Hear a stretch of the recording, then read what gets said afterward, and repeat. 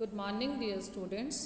आज हम लोग बात करते हैं fourth colligative properties that is depression in freezing point, हिमांक अवनमन। इसके लिए पहले हम फ्रीजिंग पॉइंट को डिफाइन करते हैं और फिर उसके बाद समझेंगे what is depression in freezing point.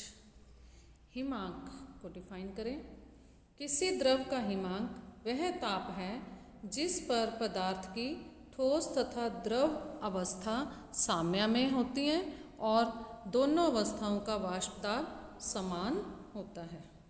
जब हम ठोस को द्रव में परिवर्तित करते हैं अथवा द्रव को ठोस अवस्था में परिवर्तित करते हैं तो हमें पता है कि फ्रीजिंग पॉइंट पे आके दोनों अवस्थाएं साम्य में होती हैं और जिस ताप पर दोनों अवस्थाओं के वाष्प दाब समान हो जाएं वह ताप उस द्रव का हिमांक, और ठोस की भाषा में बात करेंगे तो वही उस ठोस का मेल्टिंग पॉइंट बन जाएगा। फिगर में जो है आपके सामने जो कर्व्स प्लॉट करी गई हैं, ये पिंक कलर की कर्व जो है वो ठोस विलाय का ऊर्ध्वपातन वक्र है और कर्व ब्लू कलर से कर्व एक्स जो है वो सॉल्वेंट का वेपर प्रेशर कर्व दर्शा रही है, कर्व वाई सोल्यूशन 1 और कर्व जेड जो है वो सोल्यूशन 2 का वेपर प्रेशर कर्व को दर्शा रही है। जैसे हमने पिछले लेक्चर में किया था, सोल्यूशन 1 यहाँ पे कम कंसंट्रेशन का सोल्यूशन है और सोल्यूशन 2 की कंसंट्रेशन जो है वो सोल्यूशन 1 से अधिक है। तो हमने तभी भी बात करी थी कि जैसे जैसे कंसंट्रेशन बढ़ती जाती है सोल्यूशन की तो उनकी वेपर प्रेशर कर्व जो है वो नीचे लाई करती जाती हैं और मीन्स सॉल्वेंट की कर्व से थोड़ा दूर जाती हैं। तो अब यहाँ पे जो है हमने ठोस और द्रव के बीच में जो है वो साम्य देखना है। तो साम्यावस्था यहाँ पे कौन सी होगी? जिस बिंदु पर ठोस और द्रव की कर्व जो हैं वो आपस में मिलेंगी। जैसे यहाँ पे बिंदु ए है, जो सॉल्वेंट के पहले हम देखें सॉल्वेंट का फ्रीजिंग पॉइंट, तो जिस बिंदु पे जो ये दोनों कर्व्स आपस में मीट करती हैं, जैसे यहाँ पे पॉइंट ए है तो उसके कोरस्पॉन्डिंग जो प्रेशर है, ठीक है, वो प्रेशर जो है वो इनका समान प्रेशर यहाँ पे है दोनों अवस्थाओं का, और इसके कोरस्पॉन्डिंग जो ताप है वो ताप रिप्रेजेंट कर रहा है freezing point of pure liquid. अब अपने को पता है कि जब हम सॉल्वेंट में कोई अवाष्पशील विलेय पदार्थ ऐड करेंगे, सोल्यूशन बनाएंगे, तो उस सोल्यूशन का वेपर प्रेशर कम हो जाता है, ये हम पहले पढ़ चुके हैं। तो वेपर प्रेशर कम होने से जो है हमारे पास, अब देखिए आप सोल्यूशन 1 की कर्व जो है वो सब्लिमेशन कर्व को कहाँ मीट कर रही है? बिंदु बी पर मीट कर रही है। तो बिंदु बी पर अब प्रेशर जो है P1 वो P0 से कम है, मीन्स सोल्यूशन का वेपर प्रेशर कम है। तो और ठोस का वेपर प्रेशर हमें पता ही है कि द्रव के मुकाबले बहुत कम होता है। तो अब इस बिंदु पे आके दोनों के वेपर प्रेशर एक समान हो गए हैं। तो इसके कोरस्पॉन्डिंग जो टेम्परेचर है दैट इज T1, वो अब सोल्यूशन का जो है वो फ्रीजिंग पॉइंट हो जाएगा। मीन्स सॉल्वेंट जो है सोल्यूशन 1 में वो T1 टेम्परेचर पे फ्रीज करेगा, अर्थात यहाँ पे आप देख रहे हैं T0 से T1 कम है, तो इसका मतलब फ्रीजिंग पॉइंट कम हो गया, जल्दी जो है वो सोल्यूशन फ्रीज हो जाएगा, अर्थात डिप्रेशन इन फ्रीजिंग पॉइंट, हिमांक अवनमन। इसी प्रकार सोल्यूशन 2 जिसकी कंसंट्रेशन सोल्यूशन 1 से अधिक है, मीन्स हमने यहाँ अवाष्पशील विलेय पदार्थ की मात्रा अधिक डाली है, तो उसका वेपर प्रेशर और कम होगा, दैट इज P2 बिंदु C से रिप्रेजेंट किया हुआ है, और इसके कोरस्पॉन्डिंग टेम्परेचर T2 जो है वो अब इस सोल्यूशन का फ्रीजिंग पॉइंट होगा जो और कम हो गया। तो यहाँ से ये निष्कर्ष भी निकल रहा है कि वेपर प्रेशर में जितनी लोअरिंग होगी फ्रीजिंग पॉइंट में उतना ही डिप्रेशन आएगा। तो इस चीज़ को हम मैथमेटिकली भी इस फिगर की हेल्प से एक्सप्लेन करते हैं जो है, जैसे हमने पिछली क्लास में elevation in boiling point discuss करा था, बिल्कुल सेम पॉइंट से हम लोग जो है डिप्रेशन इन फ्रीजिंग पॉइंट के कर्व को भी एक्सप्लेन करेंगे।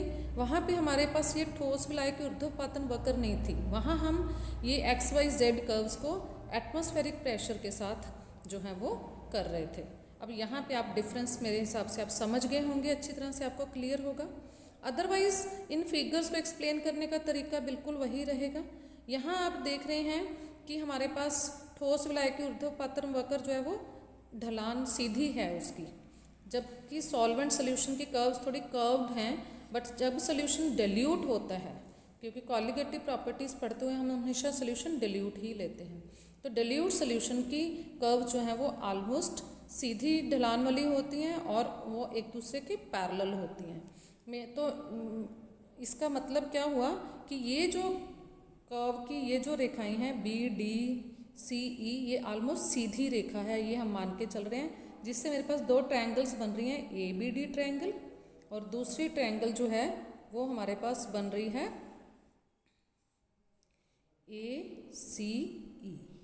तो ये दो ट्रायंगल्स हैं, ये दो ट्रायंगल्स जो हैं मैथमेटिकली हम लोग देखें तो ये समरूप ट्रायंगल्स हैं, आइडेंटिकल ट्रायंगल्स हैं। आइडेंटिकल ट्रायंगल्स का मतलब है अब इनकी जो कोरस्पॉन्डिंग आर्म्स हैं, ये वाली आर्म और ये वाली आर्म, इनकी रेशो और ये वाली आर्म्स की रेशो जो है वो आपस में, और ये वाली आर्म की रेशो जो है वो, इनकी रेशोज जो हैं वो इक्वल होंगी इस प्रकार से। पहले हम देखें कि ये जो हैं बिंदु हमारे रिप्रेजेंट क्या कर रहे हैं। यहाँ आप इस फिगर से देख सकते हैं कि P0 P1 से ज़्यादा है तो P0 माइनस P1 जो कि लोअरिंग इन वेपर प्रेशर दिखाएगा सोल्यूशन 1 में। तो इसके कोरस्पॉन्डिंग मेरे पास जो है वो ट्रायंगल पे वो है AD, और ये रिप्रेजेंट कर रहा है डेल्टा P1 को, लाइक दिस। तो चित्र के अनुसार ये चीज़ें आ गई मेरे पास। प्रथम विलयन का हिमांक अवनमन जो है वो T0 माइनस T1 से रिप्रेजेंट किया जाएगा, और ट्रायंगल में वो बिंदु शो होगा BD पॉइंट से, BD या DB पॉइंट से। इसी तरह द्वितीय विलयन का हिमांक अवनमन T0 माइनस T2 जिसे हम डेल्टा TF0 कहेंगे, दिस इज, और ये कर्व पे रिप्रेजेंट हो रहा है बिंदु मेरे पास EC से, लाइक दिस। इसी तरह प्रथम विलयन का वाष्प दाब अवनमन P0 माइनस P1 जिसे डेल्टा P1 लिखा जा रहा है AD के बराबर है। द्वितीय विलयन का वाष्प दाब अवनमन P0 minus P2 delta P0 P2 AE बिंदु से रिप्रेजेंट हो रहा है।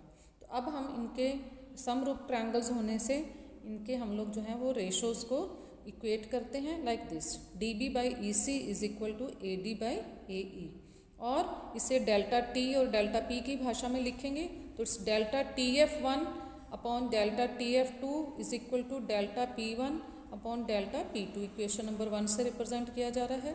और you can say delta TF is proportional to delta P। तो आप देख रहे हैं मैथमेटिकली भी मेरे पास आ गया कि हिमांक अवनमन वाष्प दाब अवनमन के समानुपाती होता है। और हम पहले पढ़ चुके हैं कि वाष्प दाब अवनमन एक कॉलिगेटिव प्रॉपर्टी है, अनुसंख्या गुणधर्म है, क्योंकि ये दोनों आपस में प्रोपोर्शनल है। तो यहीं से सब जो है वो प्रूव हो रहा है कि हिमांक अवनमन भी एक अनुसंख्या गुणधर्म है। इसे हम लोग नंबर ऑफ मोल्स की भाषा में भी रिप्रेजेंट करते हैं, क्योंकि हमारी कॉलिगेटिव प्रॉपर्टीज़ की डेफिनेशन है कि वह प्रॉपर्टीज़ जिनके मान अणुओं की, विलेय पदार्थ के अणुओं की संख्या पर निर्भर करते हैं। तो अब हम लोग इसको रिप्रेजेंट करते हैं लाइक दिस। इक्वेशन नंबर 1 को अगर मैं इस तरह से भी लिख दूं तो कोई फ़र्क नहीं पड़ेगा। मैंने राइट साइड के न्यूमरेटर और डिनोमिनेटर दोनों को P0 से डिवाइड कर दिया है, और हमें पता है कि डेल्टा P अपॉन P0 जो है वो relative lowering in vapour pressure को रिप्रेजेंट करता है। तो इक्वेशन नंबर 1 जो है उसका रूप अब इक्वेशन नंबर 3 के रूप में हो गया है, अर्थात relative lowering in vapour pressure की भाषा में means delta TF is proportional to relative lowering in vapour pressure. और relative lowering in vapour pressure हम रोल्स लॉ से लिख चुके हैं कि that is equal to mole fraction of the solute, जिसे हम नंबर ऑफ मोल्स की भाषा में लिखें तो it's small n upon small n plus capital N। यहाँ पे स्मॉल n जो है वो विलेय पदार्थ के मोलों की संख्या को रिप्रेजेंट करता है, ये विलेय के लिए है, सॉल्यूट के लिए, और कैपिटल N जो है वो विलायक के अणुओं की संख्या को रिप्रेजेंट करता है, विलायक के मोलों की संख्या को, विलायक के मोलों की संख्या को रिप्रेजेंट करता है। तो तनु विलयन के लिए हमें पता है small n is very very small than capital M, तो हम इसे अप्रॉक्सीमेट कर सकते हैं इक्वेशन नंबर 4 की हेल्प से, small n upon capital M। अब इक्वेशन नंबर 4 को हम इक्वेशन नंबर 3 में यूज़ करते हैं तो मेरे पास आ जाता है delta TF is proportional to small n upon capital N। Proportionality sign हटा के हम constant of proportionality A use करते हैं तो मेरे पास इक्वेशन नंबर 5 बन जाती है। अब क्योंकि हम लोग freezing point, depression in freezing point किसका पढ़ रहे हैं, सॉल्वेंट का, किस उसमें विलेय पदार्थ मिलाने से सॉल्वेंट के फ्रीजिंग पॉइंट में कितना डिप्रेशन आया। तो गिवन सॉल्वेंट के लिए कैपिटल एम जो है, मैंने स्मॉल एन को यहाँ इक्वेशन नंबर 5 में डब्ल्यू और एम की भाषा में लिखा है। ये अब हम लोग अच्छी तरह जान चुके हैं, यहाँ बार बार लिखने की ज़रूरत नहीं है कि स्मॉल एन जो है वो जो है वो उसको हम स्मॉल डब्ल्यू और बाय स्मॉल एम से भी लिख सकते हैं, और कैपिटल एन को capital W upon capital M से भी रिप्रेजेंट कर रहे हैं। यहाँ स्मॉल डब्ल्यू जो है वो weight of solute, capital W weight of solvent, small M जो है वो मोलर मास ऑफ सल्यूट और capital M molar mass of solvent.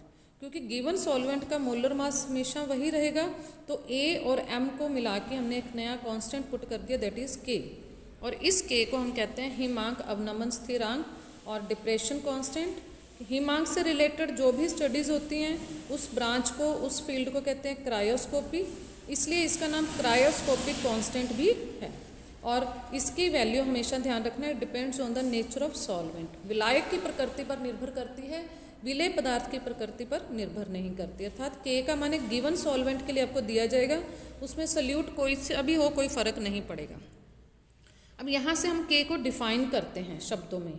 तो यदि हम W by M equal to N equal to 1 ले लें, अर्थात विलेय पदार्थ का 1 मोल ले लें, और कैपिटल W को 1 ग्राम ले लें, अर्थात विलायक का 1 ग्राम, तो अगर वो सोल्यूशन बनाएं तो उस सोल्यूशन का जो डेल्टा TF का मान आएगा वही K का मान होगा। क्वेश्चन नंबर 6 को आप देख रहे हैं। अगर हम यहाँ पे WM वैल्यूज़ को 1 पुट कर दें, अर्थात यदि किसी विलायक के 1 ग्राम में विलेय पदार्थ के 1 मोल को घोला जाए तो बने हुए विलयन के हिमांक अवनमन को अवनमन स्थिरांक कहते हैं। बट हम प्रैक्टिकली बात करें तो 1 ग्राम विलायक में विलेय पदार्थ का 1 मोल घोलना संभव ही नहीं है, और अगर हम घोलें भी तो आप सोचें कि वो कितना कंसनट्रेटेड सोल्यूशन होगा, प्रैक्टिकली घुलेगा भी नहीं। तो ये एक सिद्धांतिक बात हो गई। इसलिए इस डेफिनेशन को प्रैक्टिकल बनाने के लिए हम क्या करते हैं, कैपिटल W को 1 ग्राम की बजाय 1000 ग्राम ले लेते हैं, अर्थात विलायक का 1000 ग्राम मीन्स 1 किलो विलायक में, 1 किलो विलायक में अगर हम विलेय पदार्थ का 1 मोल घोल लेंगे तो वो तनु विलयन की कैटेगरी में आ जाएगा, तो हमारी कॉलिगेटिव प्रॉपर्टीज़ की जो कंडीशन है उसको सेटिस्फाई करेगा। तो अब हम लोग क्या करते हैं, इक्वेशन नंबर 6 को 1000 से अगर हम लोग मल्टीप्लाई कर दें एज वेल एज डिवाइड कर दें तो हमें पता है कि कोई फ़र्क नहीं पड़ता। तो मैं जो है इस चीज़ को इस प्रकार से लिखती हूँ।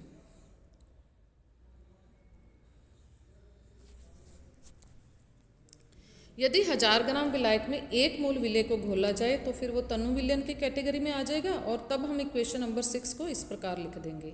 जो डिवाइड किया था 1000 उसको हमने के साथ जो है कंबाइन कर दिया और नया कांस्टेंट KF डिफाइन कर दिया, जिसे हम कहते हैं मोलल अवनमन स्थिरांक, मोलल डिप्रेशन कांस्टेंट और मोलल क्रायोस्कोपिक कांस्टेंट। अब यहाँ पे मोलल से क्या मतलब है, क्योंकि आप देखें तो ये जो टर्म है यही टर्म मेरी थी मोलैलिटी की डेफिनेशन की, जब हमने मोललता टर्म को डिस्कस किया था। इसलिए हमने K/1000 को इकट्ठा करके एक नई टर्म लगा दी ताकि मेरे पास सिर्फ 2 टर्म्स आ गई। ये टर्म जो है वो मोलैलिटी की डेफिनेशन बन गई। वहाँ हम यही कर रहे थे, 1000 ग्राम विलायक में घुले हुए मोलों की, विलेय पदार्थ के मोलों की संख्या को उस पदार्थ की मोललता कहते हैं। तो मेरे पास अर्थात इसका मतलब मेरे पास ये बन गया, इक्वेशन नंबर 7 को मैं कंडेंस कर दूं, कंबाइन कर दूं, तो मेरे पास आ गई delta TF is equal to KF into molality of the solution. अब KF जो है हमने पहले भी बात करी कि गिवन सॉल्वेंट के लिए इसकी वैल्यू जो है वो अलग अलग होती हैं, तो अलग अलग सॉल्वेंट्स के लिए इनकी वैल्यूज़ अलग अलग होंगी। देखिए ये है आपके पास, तो आप देखें एसिटिक एसिड का KF वैल्यू जो है वो 3.9 है, ब्रोमोफॉर्म की 14.30 है। जनरली हमारे पास वाटर सॉल्वेंट होता है, वाटर की आप देखें 1.86 है। तो इस तरह अलग अलग सॉल्वेंट की जो है KF वैल्यूज़ के मान निश्चित होते हैं। इसी डिप्रेशन इन फ्रीजिंग पॉइंट के बारे में हम और बातें पढ़ेंगे।